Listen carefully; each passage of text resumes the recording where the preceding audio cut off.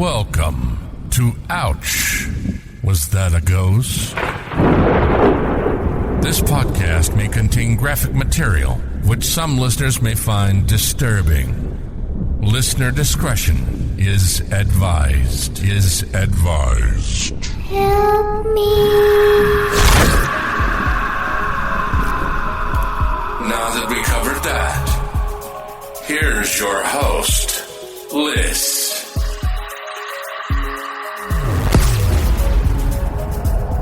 Welcome back to Ouch, Was That a Ghost? Back again is, I don't know if I should call you Twisty or Chris. Twistifer from Twisted Tales. That's funny. Hi. Thank you for coming on. Hey, how you been? Good. I was thinking of you today when I saw fries and how bad I want to try poutine. See, you have to. I really, really do. I'm just afraid of trying it here because it might be trash. Everything is trash these days, usually. But I mean, poutines are pretty good. You got to get the cheese curds, though. That's what I want. I'm a cheese fiend. See, like, you can't just melt the cheese on it. You got to have, like, the cheese curds, the gravy. It's just a good mixture. Wow. Just wow. Mm-hmm.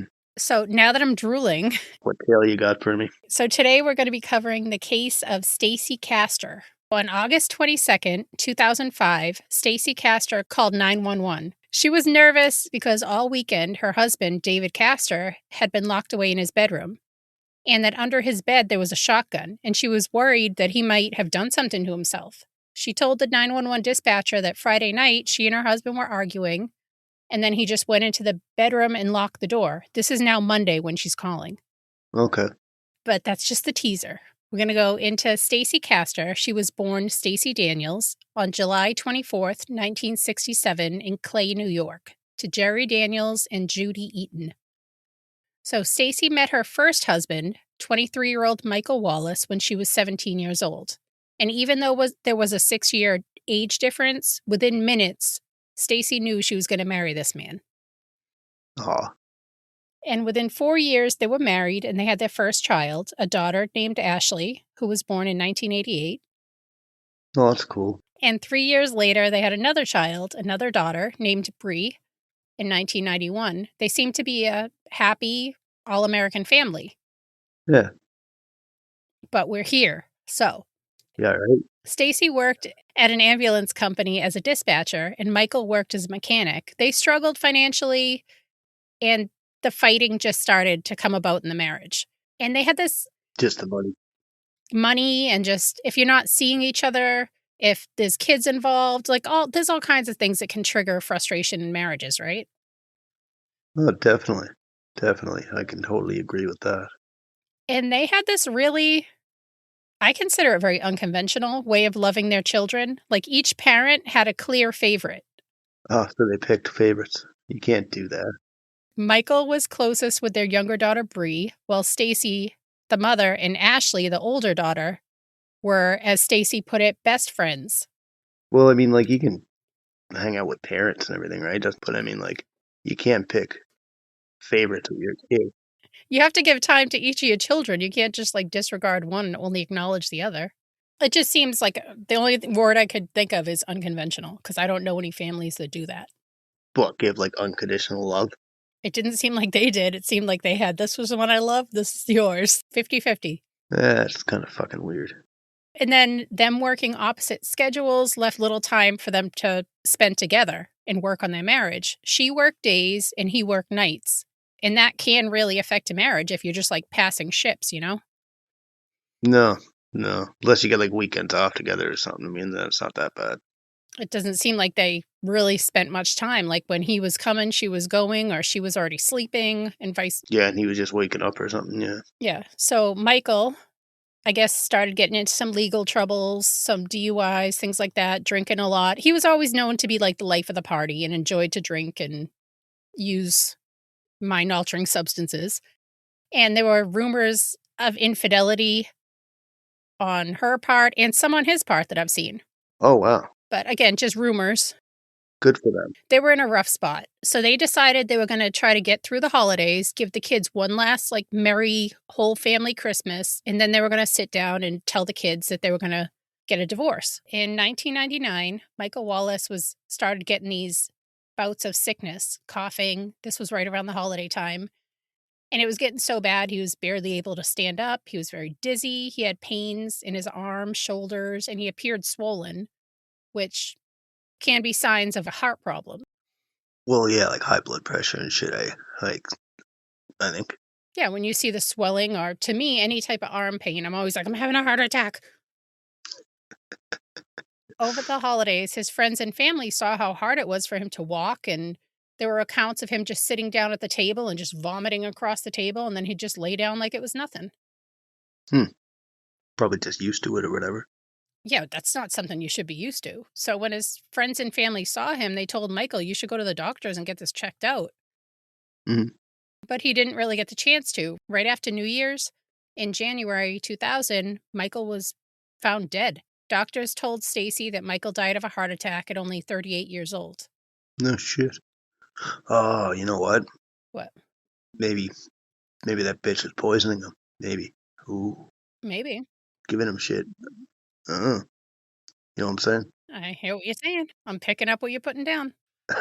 I'm just trying to. Now I gotta look this up. Can poison cause swelling? Stacy's friends and family said that she did not shed a tear. She collected the $50,000 life insurance policy, and that was that. This whole thing didn't sit right with Michael's sister, who wanted to have an autopsy performed on her brother, and Stacy was like, no. And she was the wife, so she had the final say. See, I looked it up. Poison can cause swelling, so maybe, whatever. So can salt. So given, look at you go. Within a few years of her husband Michael dying in 2003, Stacy married David Castor, hence her last name, which she took, Stacy Castor. Mm-hmm. Stacy Castor and her two daughters, who are now 11 and 12, moved to Syracuse with their new stepfather, David Castor. New York. Yep. David owned an air conditioning company. They did installs, repairs, and Stacy worked there as the office manager. The business wasn't doing too great. It was a little bit rocky. And again, the tension was growing with the newlyweds. So back to August 22nd, 2005, when at the very beginning, when Stacy Castor called 911 about her husband being locked in the bedroom and how he was depressed and may have harmed himself because, remember, he had his shotgun under his bed in a locked bedroom and he had not been seen all weekend. Once officers arrived, they breached the bedroom door, which was locked. Inside the bedroom, they found David Castor, naked, lying on his bed that had puddles of bloody vomit. They pronounced David dead on arrival. An officer on the scene remembered Stacy was hysterical, screaming, "Have him come back! He's not dead! He's not dead!" Just milking it.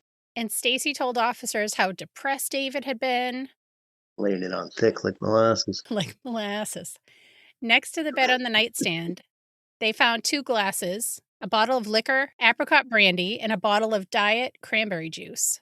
One of the glasses had what appeared to be juice remnants in it, and the other had it was half full of a green liquid.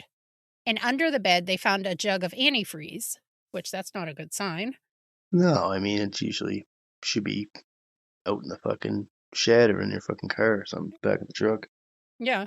In the kitchen, they found a turkey baster in the trash with remnants of antifreeze in it. Fucking dummies. The coroner ruled that 48-year-old David Castor's cause of death was suicide by self-administration of a lethal amount of antifreeze. So they ruled that he gave it to himself. Oh, God. And David Castor was buried right next to Stacy's late husband, Michael Wallace. Oh, like the TV dude. Her original husband. This is Mike Wallace. What, there's a TV person, Mike Wallace? Yeah. 60 Minutes or something. Oh, I never really watched that show. I'm Mike Wallace. But isn't that odd, burying both of your deceased husbands next to each other? Kind of crazy. Maybe they didn't like each other. I'm like, well, we're going to fucking bury them right next to each other. So. Just like a row of ex-husbands. I don't know. Maybe it's not weird. Well, yeah. Yeah, it's kind of, you should have a different plot for, I don't know how many husbands this chick had, but it's number 3, I believe. 2. 2? Mm-hmm. They both died. But David's sister wasn't buying it. David had worked with antifreeze through his work at the HVAC company, and he knew what a painful and drawn-out death it would be. And he had a shotgun under his bed, if he was going to off himself. Just use a shotgun. And she expressed this to authorities. I mean, neither's good, but a drawn-out, painful death. So, yeah, I guess it wasn't salt or whatever. So initially, this was thought to be suicide, but once authorities found fingerprints on that glass with the green liquid in it, which were Stacy's fingerprints only, and they weren't on the side of the glass, they were like on the bottom. Like if you were going to pour something into somebody else's mouth, you know how you'd like kind of grip the bottom of it? Yeah. And on the turkey baster, they found David's DNA on the tip, like where the juice would come out of. Yeah, turkey baster. And they were looking at Stacy because, I mean, she's the wife. And a theory being that the turkey baster may have been used to force feed the antifreeze to David. Well, yeah, I mean, like, cops are going to look at the spouses anyway, too, right? They usually do. But, Yeah. I mean, like, fuck this one, they just, doomp, here you go, done and fucking out. And detectives learned that Stacy and her daughters were the sole benefactors of everything that David Castor had, his business, his home, his motorcycle, all of it, leaving nothing for his son David Jr., who was from his previous marriage. Oh, so they just fucking cut him out. Mm-hmm. Bunch of dicks. Detectives wanted to talk to Stacy's first husband, and they quickly learned that he too was deceased. So, suspicion growing. Dun, dun, Spidey senses tingling. dun, dun, dun. Authorities got permission from the courts to exhume the body of Michael Wallace. And Stacy found out about the exhumation, but she couldn't stop it. By then, I guess it would just be all in the law's hands by that point, right? Mm-hmm. In September 2007, Michael Wallace, who was Stacy's first husband, had been exhumed. And after the medical examiner performed an autopsy, he found that Michael Wallace had ingested antifreeze. Mm-hmm. So authorities, after getting a warrant, set up audio and video surveillance at Stacy's house and at the graves of her deceased husbands, which, I mean, at the same spot, weird, thinking that she would eventually go visit them. And sometimes if you're standing at a grave, people just talk because they don't think anyone's listening. Spoiler alert, Stacy never visited. Because she's a bitch. Agreed. While being questioned by two detectives on the case, Detective Spinelli asked Stacy about the glasses found next to the bed when David was found deceased. Detective Dominic Spinelli asked, quote, Stacy, there were two glasses sitting on the nightstand. You said you poured him some cranberry juice at one point, right? And Stacy replied, yes. Detective Spinelli proceeded to show Stacy a picture of the two glasses. And Spinelli asked if she remembered which glass she poured the cranberry juice in. And Stacy looked at the photo and she said, quote, well, when I poured the antifreeze, I mean, the cranberry juice. Oh, God. So she dimed herself out right there. The detective was like, what did you say? And Stacy clammed right up. She didn't want to talk anymore. She wanted a lawyer. And she was like, you're trying to frame me. You're trying to pin this on me. Just ratting herself out. She's such a dumbass. So Detective Spinelli opened up his folder to put the picture of the glasses back in it. And in there, Stacy saw a picture of a turkey baster. And Stacy said, what is that? What is that picture of a turkey baster? Why is that there? And Detective Spinelli replied, quote, don't worry about it. The interview's over. Like, if there was ever a time for a mic drop, that was it. Yeah. Da-doomp. So it was September, and her daughter Ashley's first day of college, which should have been an exciting new chapter of her life. But instead, Ashley was met at her college by detectives who were asking questions about her father and her stepfather. Mm-hmm. And they told her that her father may not have died of a heart attack and that her stepfather may not have killed himself, but in fact, they may both have been murdered. Oh, shit. So Ashley called her mother, and Stacy picked up her daughter, brought her home, and told her daughter that we should go get drunk. Perfect idea. Which, I mean, the stress of going off to college, of learning her father being poisoned. And she probably saw this as her mother trying to console her. And Ashley was like, cool. Ashley went and had a drink of, what did she have? She had a flavored Smirnoff. I think it was a watermelon Smirnoff. Oh, cool. And Ashley later said it tasted horrible. But her mother kept coercing her to drink it. You know, like, go ahead, get it down, get it down. And then eventually Ashley passed out. Oof. The next night, her mother asked if she wanted to come by and have another drink. This time, she brought out the vodka. Ashley took a sip and said that it was nasty tasting. Her mother coaxed her to drink it right down. Just get it back there. Chug-a-lug. 17 hours later, Ashley's younger sister, Bree, found Ashley in an unresponsive state on a bed. Bree frantically told her mother to go get help. And Stacy did call 911, and she told the dispatcher that her daughter had taken pills and drinking alcohol. And when Bree went back to her sister, she found beside Ashley a 750-word typed note that was not there before. Ooh. So somebody planned this, obviously. I wonder who. So she got picked up by the ambulance. Yep. Ashley did survive, just barely. There was a fatal amount of painkillers in her system, and if she had arrived a few minutes later, she might not have made it. Oh, fuck. That note that was next to Ashley, which officers now had, was a supposed suicide/murder confession note that was written by Ashley. And in the note, Ashley told how she killed her father and her stepfather. And like an excerpt of it is, quote, "Now everyone is going to know what really happened. They know it wasn't you," meaning her mother. "It was me. Please don't hate me. Remember, I love you." Fuck. And when Ashley was coherent enough to be questioned, officers showed her the note and asked her about it and the murders. And she was confused and had no idea what they were talking about. She was like, "The last thing I remember was my mother making me a drink." And then she passed out. Yeah. But when Detective Spinelli looked at the note, something struck him as odd.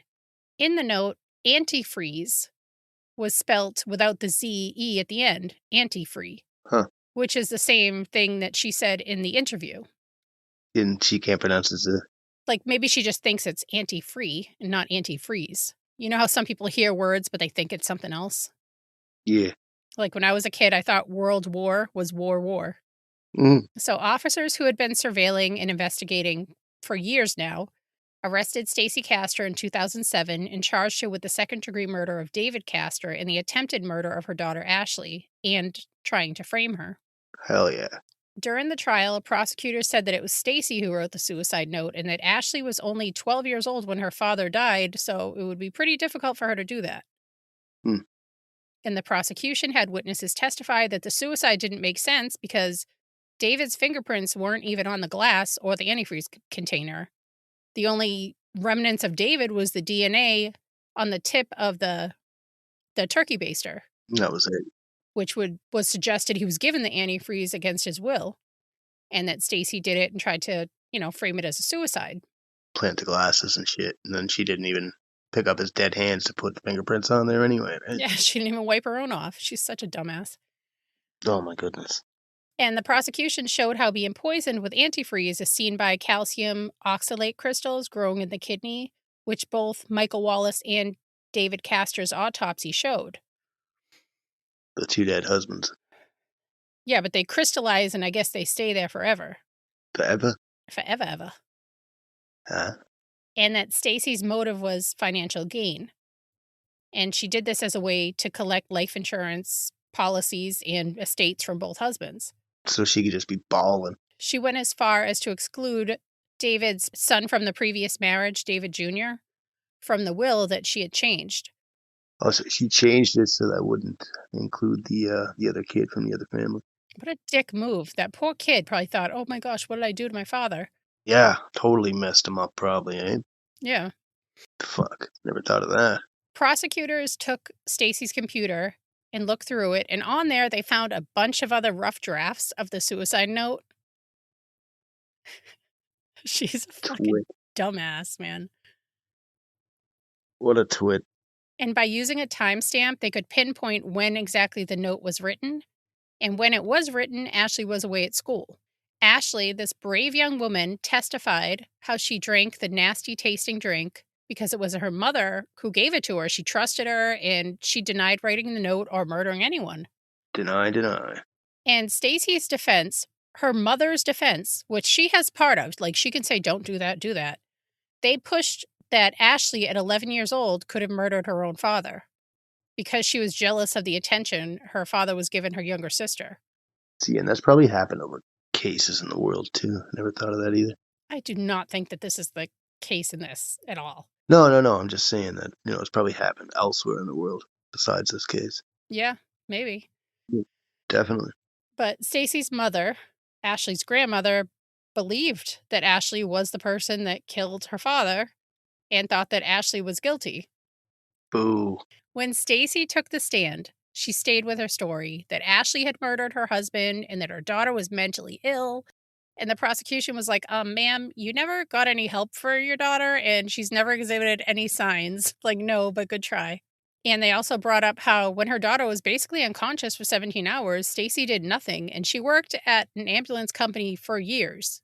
Like, she should be familiar when medical help is needed. Well, yeah, she just chose not to do anything about it. She was trying to just frame her daughter. The prosecution also brought up how on the wiretap, remember how the police bugged her house? Yeah. On the day the note was written, Stacy said, "Oh, I was not on the computer at all." And on a recording they have of Stacy talking to her friend, you can hear typing sounds. And on the note, only Stacy's fingerprints were found, not Ashley's. And on the note, 4 times, antifreeze is, well, what they think is supposed to be an attempt at spelling antifreeze is spelt anti-free. And that's important because if you remember the interviews, Stacy called it anti-free, not antifreeze. Yeah. So on February 5th, 2009, Stacy Castor, who kept her eyes closed during the reading of the verdicts, was found guilty of the second-degree murder of David Castor and the attempted second-degree murder of her own daughter, Ashley. On March 5th, at Stacy Castor's sentencing hearing, many spoke, including David's son from the previous marriage, who pled for severe punishment. He said, quote, "Your Honor, Castor is a monster and a threat to society." And then Ashley, her own daughter, spoke. She said, quote, "I never knew what hate was until now. Even though I do hate, I still love her at the same time. That bothers me. It's so confusing. How can you hate someone and love them at the same time? I just wish that she would say sorry for everything she did, including all the lies. As horrible as it makes me feel, this is goodbye, Mom. As hard as you tried, I survived, and I will survive because I am now surrounded by people that love me. I'm going to do good things in this world, despite making me, in every sense of the word, an orphan." And during this whole trial, Stacy showed no emotions, said nothing. Even during her daughter's chance to speak, hearing that, no emotions. Done. The judge told Stacy how he had never seen a parent attempt to murder their child in order to set up their child for a crime that they themselves had committed. And in turn, Stacy was sentenced to the maximum of 25 to life for David's murder, another 25 for attempting to murder her own daughter, and another a year and a third, 2 4 years for forging the will. So just over 51 years before she would be even eligible for parole. Bye, bitch. Fuck her. Stacy Castor was sent to Bedford Hills Correctional Facility for Women in Bedford Hills, New York.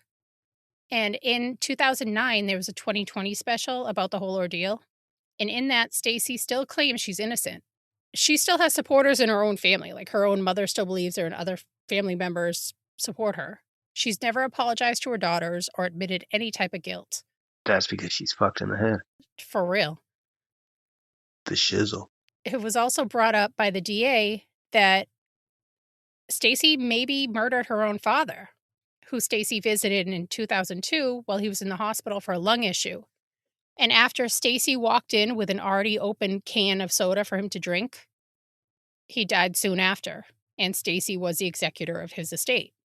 Fucking psycho. So she may be a serial killer because you need at least, 3. 3. But she was never convicted of her first husband. She's just suspected. But the second husband she was convicted of. So on June 11, 2016, Stacy Castor was found dead in her jail cell of a heart attack. Stacy Castor was a vile human that was convicted for murdering one husband and suspected of another and trying to kill and frame her own child. She's been dubbed the Black Widow, and thankfully she's not wasting any air anymore. No air anymore. So what you think? Thought that was pretty cool. That was a good job. That she got locked up? Yeah. She had a heart attack and she died.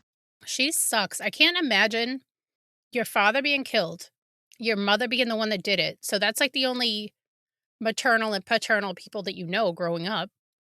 And your grandmother is siding with your mother. So this poor girl, lost her grandparents, her parents, everything because of this disgusting human being. Yeah. It's fucking crazy, eh? Thanks for tuning back in to Ouch, Was That a Ghost, folks? Thank you for listening. Bye. If you need more content or just want to help support the podcast, head on over to patreon.com and search Ouch, Was That a Ghost? If you need some snazzy merch, you can find it at crowdmade.com by searching Ouch, Was That a Ghost? If you have a story you'd like to share, you can email it to ouchwasthataghost@yahoo.com. You can also find us on Facebook and all the other social media platforms under Ouch, Was That a Ghost? Help me. All links can also be found on ouchwasthataghost.com.